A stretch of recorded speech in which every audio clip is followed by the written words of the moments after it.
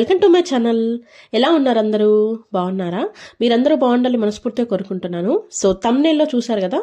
So మంచి జ్యూసీగా ఉండే మనకి చిన్నప్పటి అందరి ఫేవరెట్ స్వీట్ డ్రై రసగుల్లా చేస్తున్నాను. అండ్ అది కూడా మంచి జ్యూసీగా ఉండేది. సో దానికోసమని ఒక పాత్ర తీసుకొని దాంట్లోకి 1 కప్ ఆఫ్ మైదా తీసుకుంటున్నాను.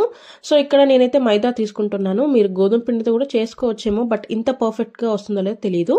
అండ్ దీంట్లోకి ఒక హాఫ్ టీ స్పూన్లో కొంచెం తక్కువైనటువంటి మనకి బేకింగ్ పౌడర్ అనేది దొరుకుతుంది కదా, అన్ని మార్కెట్లో దొరుకుతుంది బేకింగ్ పౌడర్ అనేది. సో బేకింగ్ సోడా కాదు, బేకింగ్ పౌడర్ వేసుకోవాలి.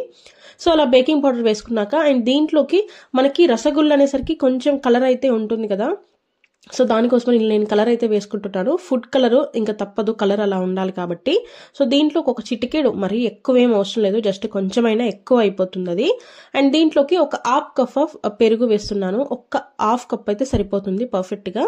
సో ఇవన్నీ కూడా వేసేసుకొని నీట్గా కలిపేసుకోవాలి. మనం చపాతీ చేసుకున్నప్పుడు ఎంత మెత్తగా ఉంటుందో పిండి, సో అలాగా ఉండాలి. అంటే కొంచెం మెత్తగా ఉండాలి, మరీ గట్టిగా అస్సలు ఉండకూడదు. సో మీరు దీంట్లో కావాలంటే కొన్ని వాటర్ వేసుకుంటూ, అంటే ఎగ్జాక్ట్గా అంటే చెప్పనీకి కుదరదు కాబట్టి నాకైతే ఒక హాఫ్ గ్లాస్ కంటే కొంచెం తక్కువే పట్టింది. సో కొన్ని వేసుకుంటూ మనం చపాతీ పిండి ఎలా అయితే మిక్స్ చేసుకుంటామో సేమ్ దీన్ని కూడా అలాగే మిక్స్ చేసుకోవాలి. సో ఇక్కడ మీరు ఫుడ్ కలర్ అనేది ఇంకొంచెం వేసుకున్నా కూడా పర్లేదు, కొంచెం తక్కువ కూడా, అంటే అంత మంచిదేం కాదు కాబట్టి ఫుడ్ కలర్. సో మీరు తక్కువ వేసుకున్నా పర్లేదు, బట్ కరెక్ట్గా ఎగ్జాక్ట్గా అలాగే ఉండాలి అంటే కొంచెం ఎక్కువ వేసుకుంటేనే బాగుంటుంది. సో నేనైతే ఇక్కడ కొంచెం మనకి ఆరెంజ్ కలర్లో ఉంటుంది కదా, సో అది తీసుకున్నాను. మీరు కావాలంటే రెడ్ కలర్ కూడా తీసుకోవచ్చు. సో ఇది చపాతీ పిండి లాగా కలుపుకోవాలని చెప్పాను కదా, కొంచెం అలా ఆయిల్ వేసుకొని కలిపేసుకుంటే ఏంటంటే మంచిగా స్మూత్గా వస్తుంది. అండ్ మన చేతులకు కూడా పిండి ఎలాగో అంటుకోదు. సో అలా నీట్గా కలిపేసుకోవాలి. ఇలా కలిపేసుకున్న దాన్ని మంచిగా కలిపేసుకున్నాక ఒక 10 to 15 minutes దాన్ని అలా వదిలేసేయాలి. ఎందుకంటే కొంచెం సెట్ అవ్వాలి కదా, కొంచెం మెత్తగా అవుతుంది ఆ లోపు. సో దానికోసమని ఒక 10 to 15 minutes అలా వదిలేస్తే మనకు పిండి అనేది బాగా సెట్ అయ్యి మనం ఈజీగా చేసేసుకోవచ్చు. సో దీన్ని ఒక పక్కన పెట్టేసేయండి. సో ఇప్పుడు వచ్చేసి షుగర్ సిరప్ తయారు చేసేసుకోవాలి. సో దానికోసమని స్టవ్ ఆన్ చేసి ఒక బాండి పెట్టేసుకున్నాను. మనమైతే 1 కప్ ఆఫ్ మైదా తీసుకున్నాం కదా, సో 1 కప్ ఆఫ్ మైదాకి 3/4 షుగర్ అయితే పర్ఫెక్ట్ గా సరిపోతుంది, అంటే ఎగ్జాక్ట్ గా సరిపోతుంది స్వీట్ అనేది. సో దానికోసమని ఇక్కడ నేను 3/4 కప్ షుగర్ కి 1 కప్ వాటర్ వేసేసుకుంటున్నాను. సో ఇది వచ్చేసి మనకి మంచిగా పాకం రావాలి. తీగ పాకం ఏం అవసరం లేదు, జస్ట్ లైట్ స్ట్రింగ్ వస్తాయి కదా, అంటే ఊరికే అట్లా తీగలాగా, అంటే చాలా లైట్ తీగ, అంటే మనకి ఇప్పుడు గులాబ్ జామ్కి ఎలా ఉంటుందో సేమ్ అలాగే. సో అలా ఉంటే సరిపోతుంది, మరీ తిక్కుగా రావాల్సిన అవసరం ఏం లేదు. బట్ పాకం అయితే ఖచ్చితంగా రావాలి, అప్పుడే మనకి మనం చేసే రసగుల్లా అనేది మంచిగా పీల్చుకొని చాలా జ్యూసీగా చాలా బాగుంటుంది. సో ఇక్కడ నేనైతే మొత్తం షుగర్ కరిగేంత వరకు కొంచెం అలా కలిపేస్తా ఉన్నాను. కలిపితే తొందరగా కరిగిపోతుంది కదా, సో అలా. సో కొంచెం ఒక టైం టేకింగ్ అయినా కూడా ఒక 2 to 3 minutes అయినా కూడా మనకి పాకం వస్తేనే మన పర్ఫెక్ట్ గా వస్తుంది స్వీట్, లేదంటే అస్సలు సరిగ్గా ఉండదు. అంటే పీల్చుకోవాలి కదా మెయిన్ మనకి రసగుల్లా అనేసరికి. అదే మనకి కొంచెం వాటర్గా అనుకోండి, అంత అంటే పర్ఫెక్ట్ గా పాకం ఏం రావాల్సిన అవసరం లేదు. బట్ ఇది డ్రై కాబట్టి ఖచ్చితంగా పాకం వస్తేనే పీల్చుకుంటుంది. సో ఇప్పుడు ఇలా కొంచెం అలా కలుపుతా ఉంటే మనకి ఈజీగానే వచ్చేస్తుంది ఒక 2 to 3 minutes. మరి హై ఫ్లేమ్ లో పెట్టేమి పాకం రప్పించుకోవాల్సిన అవసరం లేదు, జస్ట్ మీడియం ఫ్లేమ్ లో కూడా వస్తుంది, కొంచెం టైం టేకింగ్ అంతే. సో అలా అయ్యేంత వరకు కొంచెం వెయిట్ చేస్తే సరిపోతుంది. మనకి పాకం వచ్చే ముందు ఈజీగా తెలిసిపోతుంది, బబుల్స్ అనేవి ఎక్కువ ఫామ్ అవుతా ఉంటాయి. సో అప్పుడు మనందరికీ తెలిసిందే కదా, కొంచెం బబుల్స్ ఇంకా ఫామ్ అవుతా ఉన్నాయంటే మనకి ఇంకా పాకం రావడానికి రెడీగా ఉంది అన్నట్లుగా.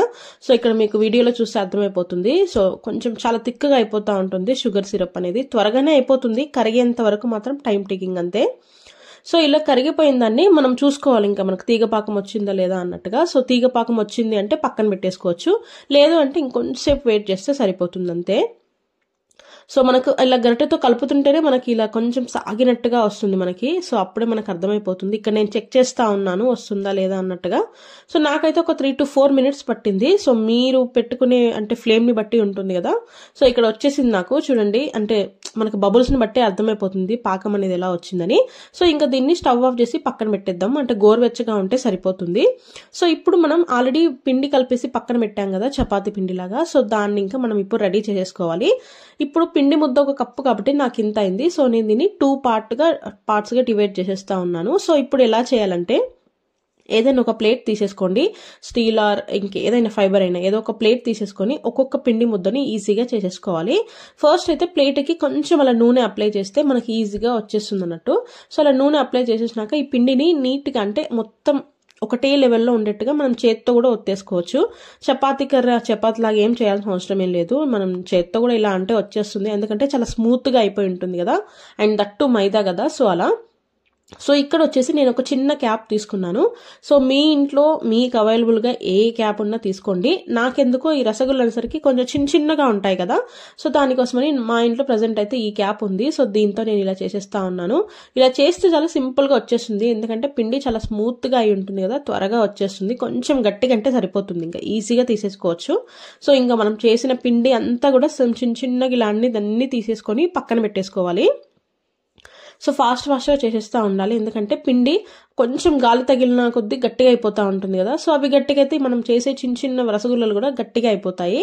సో అలా లేకుండా కొంచెం మెత్తగా ఉన్నప్పుడే మనం ఆయిల్లో డీప్ ఫ్రై చేసుకుంటే చాలా బాగా వస్తాయి, అండ్ మనం వేసే షుగర్ సిరప్ కూడా బాగా పీల్చేసుకుంటాయి. సో ఇక్కడనైతే మీకు ఫాస్ట్ ఫార్వర్డ్లో చూపిస్తా ఉన్నాను, అంటే ఫాస్ట్గానే అయిపోతుందిలేండి, అదేం పెద్ద టైం టేకింగ్ ఏం కాదు. సో ఇట్లా మిగిలిపోయిన పిండిని మళ్ళీ కొంచెం అలా ఆయిల్ వేసేసి ఒత్తేసుకొని మళ్ళీ దీంతో పాటు ఇలాగే చేసేసుకోవచ్చు. బట్ కొంచెం లెవెల్ ఏమన్నా కరెక్ట్గా లేదంటే కొంచెం అలా నూనె వేసేసుకొని కొంచెం అట్లా మళ్ళీ మనం చపాతీ పిండి ఎలా కలుపుతామో అలా ఒత్తేసుకుంటే సరిపోతుంది. సో సేమ్ ఇంకా అలా వేసేసుకున్న తర్వాత ఇంకా సేమ్ క్యాప్తో మళ్ళీ సేమ్ అలా రౌండ్స్ అన్ని చూసేసి, మీ ఇంట్లో కనుక ఇంత చిన్న క్యాప్ లేదు అని అనుకుంటే మాత్రం కొంచెం పెద్దగా ఉన్నా పర్లేదు, బట్ ఇలా కొంచెం మనకి అంటే షేప్ ఇలా రావడానికి మాత్రం ఖచ్చితంగా ఇలా ఉండాలి అంతే. మనం చేత్తో కూడా రౌండ్ చేసుకున్నా సరిపోతుంది, బట్ ఇంత పర్ఫెక్ట్ గా అయితే రాదు కదా, అదేదన్నా కొంచెం మౌల్స్ ఉంటాయి కదా అలా. సో అవన్నీ కూడా అలా చేసేసుకున్న తర్వాత ఆయిల్ ఇంకా పెట్టేసేయాలి, అంటే డీప్ ఫ్రై చేయడానికి ఆయిల్ పెట్టేసుకోవాలి. ఆయిల్ బాగా కాగిన తర్వాత మాత్రమే ఇవి ఫ్రై చేసేసుకోవాలి, లేదంటే కింద అతుక్కుపోయే ఛాన్స్ ఉంటుంది. సో దానికోసమని ఆయిల్ బాగా హీట్ అయినాక మీడియం ఫ్లేమ్లో పెట్టేసి మొత్తం అన్ని కాల్చేసుకోవాలి. అండ్ ఇవి చాలా చిన్నవి కదా, ఆయిల్ మంచిగా హీట్ అయ్యేసరికి ఇలా వేస్తే అలా పైనకు వచ్చేస్తాయి. సో చూడండి వీడియోలో కనిపిస్తుంది కదా, ఇలా వేస్తే పైనకు వచ్చేస్తాయి. సో అలా వేసిన కొద్దీ అన్ని కూడా ఎక్కువ ఓవర్ ఫ్రై చేయాల్సిన అవసరం లేదు, ఎందుకంటే త్వరగా బ్లాక్ అయిపోతాయి. అందులోటి చాలా చిన్నవి అండ్ ఆయిల్ కూడా ఎక్కువ హీట్ ఉంటుంది కాబట్టి త్వరగా బ్లాక్ అయిపోతుంది. కొంచెం ఇంకో సైడ్ టర్న్ చేసేసుకొని త్వరగా చేసేసుకుంటేనే బాగుంటుంది. మరి గట్టికి కూడా అవనివ్వద్దు, ఎందుకంటారా గట్టిగా అయిందనుకోండి మన షుగర్ సిరప్ అస్సలు పీల్చుకోదు, ఓన్లీ పైన మాత్రమే షుగర్ సిరప్ ఉంటుంది, లోపలంతా గట్టిగానే ఉంటుంది. సో అదొక్కటి మీరు చూసుకొని చాలా ఫాస్ట్గా తీసేసుకోవాలి. మనం గులాబ్ జామున్ ఎలా చేసుకుంటామో సేమ్ అదే ప్రాసెస్, కాకపోతే గులాబ్ జామున్ వచ్చేసి మనకి కొంచెం సిరప్ లాగా అదే గులాబ్ జామున్ షుగర్ సిరప్ లో ఉంటుంది, బట్ ఇది వచ్చేసి డ్రైగా ఉంటుంది, అంతే తేడా, రిమైనింగ్ అంతా కూడా సేమే. సో అలా దానికోసమని కొంచెం అలా వేసేసుకొని ఇలా తీసేసుకోండి అంతే, ఎక్కువ గట్టిగా అవ్వనివ్వకొద్దు. పగుళ్ళు అయితే అస్సలు రావు, బట్ ఏంటంటే త్వరగా నల్లగా అయిపోతాయి, అలా మాడిపోయినవి అస్సలు టేస్ట్ బాగుండవు అండ్ షుగర్ సిరప్ కూడా పీల్చుకోవు. సో దానికోసమని ఇలా ఫాస్ట్గా తీసేసుకోండి. ఇంకా మిగిలినవన్నీ కూడా ఒక్కొక్క వాయిలో అలా వేస్తా మొత్తం తీసేసుకుంటే బెటరు. కొంచెం అలా కలర్ చేంజ్ అయిందంటే తీసేసుకోవాలి. అండ్ దట్టు మనం ఆల్రెడీ ఇందులో ఫుడ్ కలర్ వేసాం కాబట్టి ఇంకొంచెం త్వరగా అయినట్టుగా అనిపిస్తుంది, బట్ మంచి కుక్ కూడా అవ్వాలి, మరి లోపల గట్టిగా ఉన్నా కూడా ఉడకపోయినా కష్టమే కదా. సో దానికోసమని మంచిగా నీట్గా చేసేసుకోవాలి. ఇవన్నీ కూడా మీడియం ఫ్లేమ్లోనే చేసుకోండి, హై ఫ్లేమ్లో అయితే అస్సలు వద్దు, ఎందుకంటే హై ఫ్లేమ్ ఆల్రెడీ నూనె హీట్ ఉంటుంది, మనం హై ఫ్లేమ్లో పెడితే ఇలా పెట్టగానే అలా మాడిపోయి వచ్చేస్తాయి. సో దానికోసమని అండ్ కొన్ని వేసుకునే చేసుకోండి, లేదంటే ఫస్ట్ వేసినవి త్వరగా ఫ్రై అయిపోయి మనం లాస్ట్లో వేసినవి అస్సలు అవ్వవు. సో దానివల్ల ఫస్ట్ ఏది వేసాము సెకండ్ వేసాము అన్నట్టుగా ఆ హెడ్ ఎక్కొద్దు. సో అన్ని కూడా నీట్గా చేసేసుకోండి. అండ్ దీని తర్వాత షుగర్ సిరప్లోకి మనం ఇంక ఇందాక ఫ్రై చేసుకున్నవన్నీ ఉన్నాయి కదా దీంట్లోకి వేసేసేయాలి. సో దీంట్లోకి వేసేసి మొత్తం కలిపేసేయాలి. ఒక్కసారి కలిపిన తర్వాత ఒక 10 minutes అలా గ్యాప్ ఇచ్చి మళ్ళీ ఇంకో సైడ్ కూడా అలా ఫ్లిప్ చేస్తూ ఉంటే అన్నిటికి కూడా బాగా షుగర్ సిరప్ అనేది బాగా పట్టేసుకుంటుంది.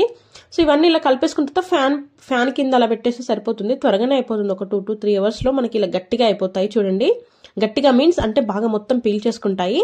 బట్ ఇవి చూడడానికి చూడండి ఎంత బాగున్నాయో, లోపల మంచి జ్యూసీగా ఉంటుంది. మీకు ఇలా వీడియోలో చూస్తే అర్థమైపోతుంది కదా, నోట్లో వేసుకుంటేనే కరిగిపోయేట్టుగా ఉంటుంది, చాలా బాగుంటుంది. ఇది అందరికి కూడా చిన్నప్పటి ఫేవరెట్ స్వీట్ కదా.